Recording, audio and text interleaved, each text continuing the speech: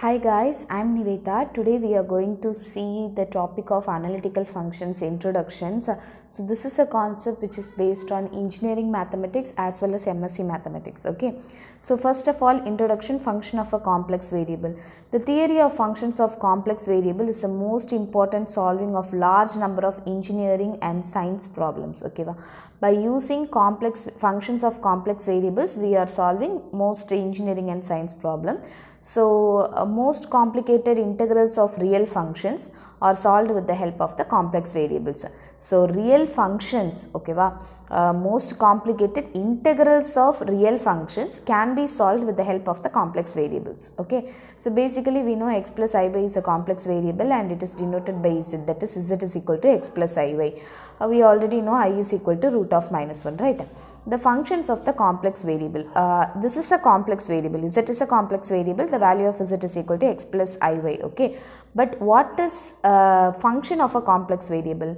If z is equal to x plus iy and w is equal to u plus iy are two complex variables. Okay. Z is equal to x plus iy is a complex variable and w is equal to u plus iy is a complex variable. There are two complex variables, and if for each value of z in a given region R of a complex plane, there corresponds one or more value of w, then w is said to be a function of z is denoted by, okay, here what they are saying is z in a given region. Suppose if you are considering a region R, z the value of z is in this region of a complex plane, then there corresponds to the one or more value of w to be a functions of z. Okay, there is another region, okay, there where the w lies, okay, where the w lies is said to be the function of z, is said to be the function of z.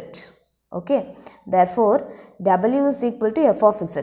W is equal to, when you apply the function for w, so for z we get w. When you apply the function for z we get w. W is equal to f of z, which is equal to f of z value is equal to x plus iy, right? So here when you apply the function, you will be getting u plus iv.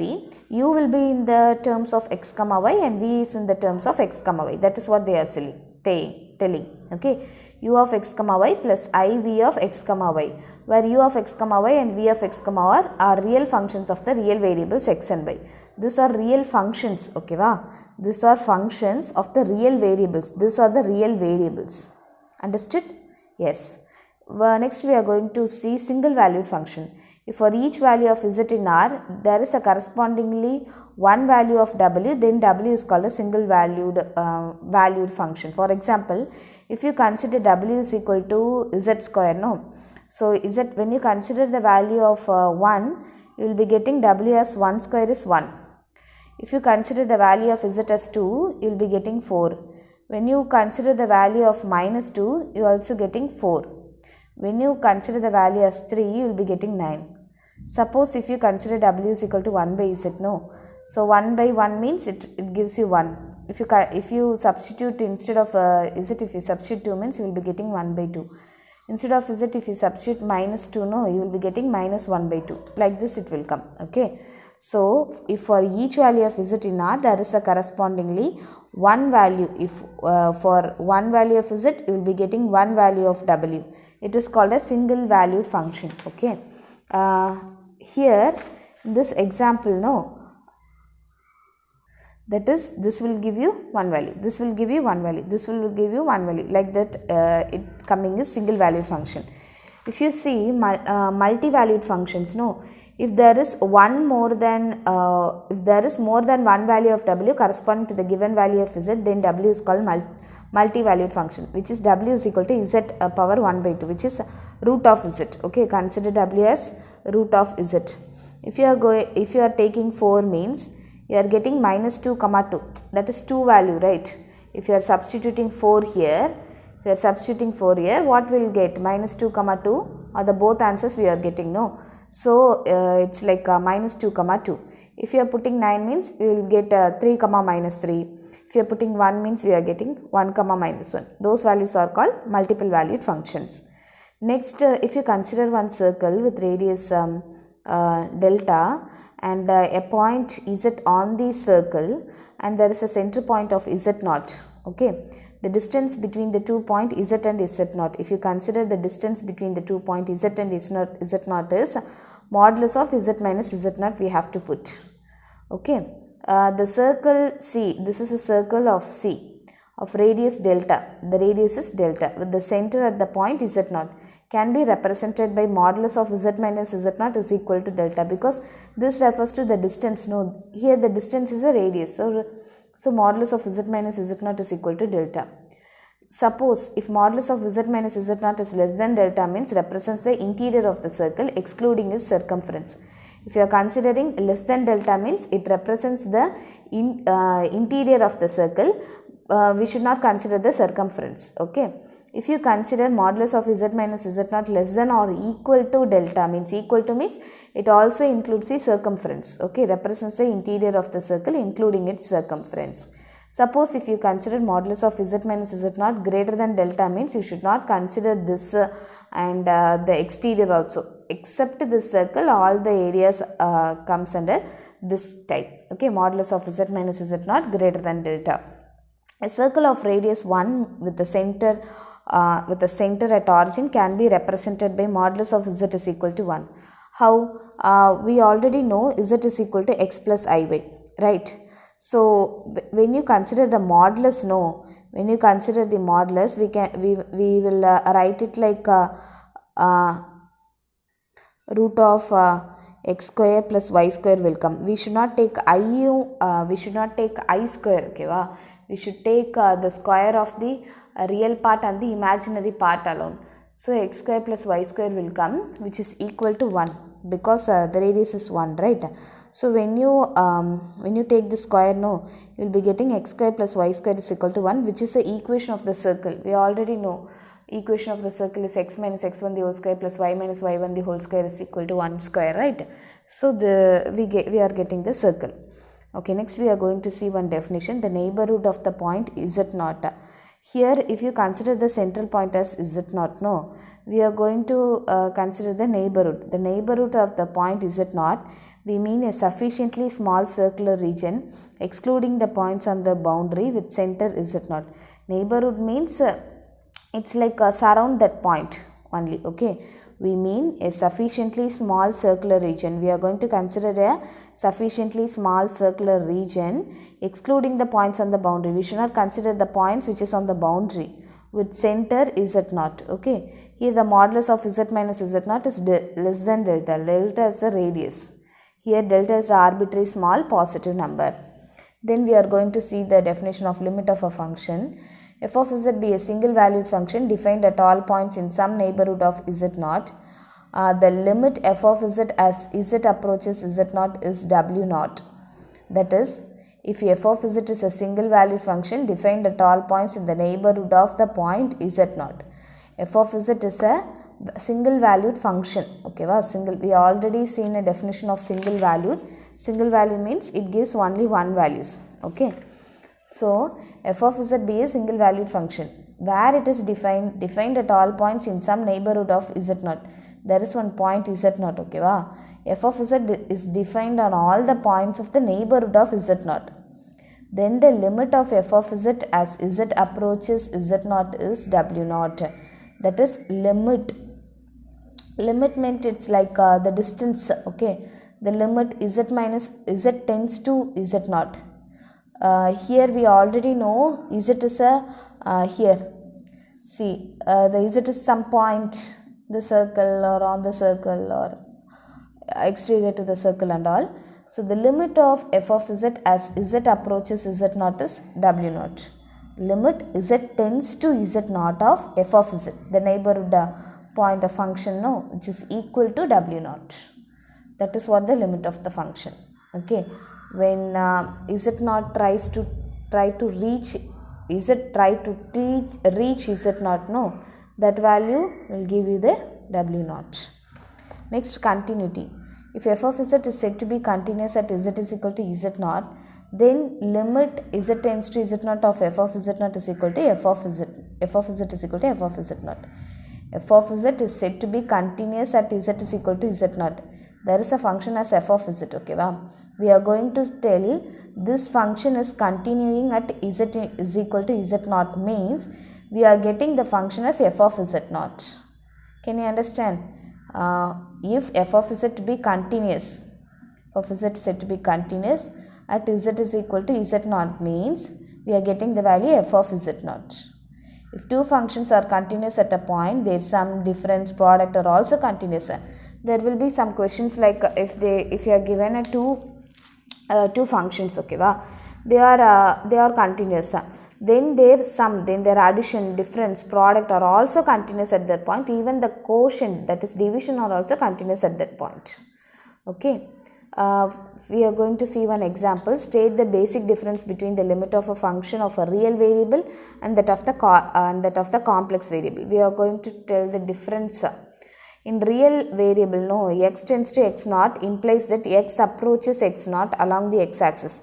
That is, in real variable, we are having one Cartesian plane. No, here x approaches to x naught. Suppose if you are considering x here x naught means it approaches to x naught, which is parallel to the line x-axis. In real variable, the line parallel to the x-axis will be there. But in complex variables, no, z tends to z naught means z approaches to z naught along any point joining z and z naught that lie in the z plane. I already told you, like there is one z plane and there is one w plane and all, no. So there when z approaches to z naught means here in real variables we are considering the line parallel to the x-axis. But in complex variables, we are considering a path which joins z and z naught. Here in complex variables, no, here the path which is along z to z naught. Okay. Then differentiability of the point we are going to see. Differentiability means we already know there is a differentiate, slope, everything, right? We are going to find the derivative, that's it. So here the function f of z is said to be differentiable at the point z is equal to z naught, means if the limit we usually denote it by f dash of z naught. Okay, we are going to tell a function f of z, okay, is said to be differentiable at the point z is equal to z naught, mean f dash of z naught is equal to limit delta z tends to 0, f of z naught plus delta z minus f of z naught divided by delta z exist. If it is differentiable, then this will exist. See here the limit delta z tends to 0, this tends to 0, but it is not equal to 0. Please understand, this is not equal to 0, it is tends to 0. Okay, therefore f of z naught plus delta z minus f of z naught divided by delta z exist. This limit is called the derivative of f of z at the point z is equal to z naught. Here if it is approaching to z, we can't reach 0. Okay, if you are telling no, so from here this is a function, no, this is 0 and this is 1. Okay, if you can tell like I can easily reach 0 from 1 and all, but the thing is you are having infinite numbers or infinite number between 0 and 1 itself. If you are going from 1 to 0, no, here you are having 0.1, 0.2, 0.3. Inside of 0.1 you will be having 0.11, 0.12, 0.13. It goes on. Inside 0.11 and 0.12 you will be having lot of digits. So you cannot reach 0 at any time. You can only approach 0. Okay, you can only approach 0. That is what they are telling. If it's approach 0 means, okay, if it's approach 0 means then this exists. That is the differentiability condition. Okay, this limit is called the derivative of f of z at the point z is equal to z naught. If this exists, that is f dash of z naught is equal to limit delta z tends to 0, f of z naught plus delta z minus f of z naught divided by delta z exist. This limit is called the derivative of f of z at the point z is equal to z naught. If f of z is differentiable at z naught, then f of z is continuous at z naught. Okay, if the function is differentiable at z0 means it is also continuous at z0. This is a necessary condition. Necessary condition means most important condition. Okay. Then if f of z is differentiable at z0, okay, show that it is continuous at that point. So already we saw one note, that is, if it is differentiable means it will also be continuous. Okay. They are asking one example. Okay. They are telling to prove. So we already know f of z is differentiable at z0 means both f of z0 and f dash of z0 exist finitely. Okay. Now we are going to find limit z tends to z0 f of z minus f of z0. Then what we will get in this thing? No, I am going to multiply and divide it by z minus z0. Okay, so z minus z0 divided by z minus z0 will come. If you apply limit, no, here we are having one digit, that is limit z tends to z0. Here we are applying one limit z tends to z0, z minus z0. So here the value becomes 0. We already know this value, like f of z minus f of z0 divided by z minus z0, the value would be like f dash of z0. So f dash of z0 into 0 equal to 0. Okay, then what we get, this value is equal to 0 only we are getting, equal to 0. Then bring this f of z0 here. Okay, here what you get, limit z tends to z0 f of z. This when you bring this term here, no, you will getting equal to limit z tends to z0 f of z0 will come. This value here also is z0, here z tends to z0 means the same value will come, so f of z0. So here f of z0 is a constant. So we already know, like, continuity means we will get a constant, right? So this is exactly the statement of continuity. Here we have C1 continuity definition. Limit z tends to z0 f of z is equal to f of z0. So I am getting the same thing like this. So it's like continuity. Okay.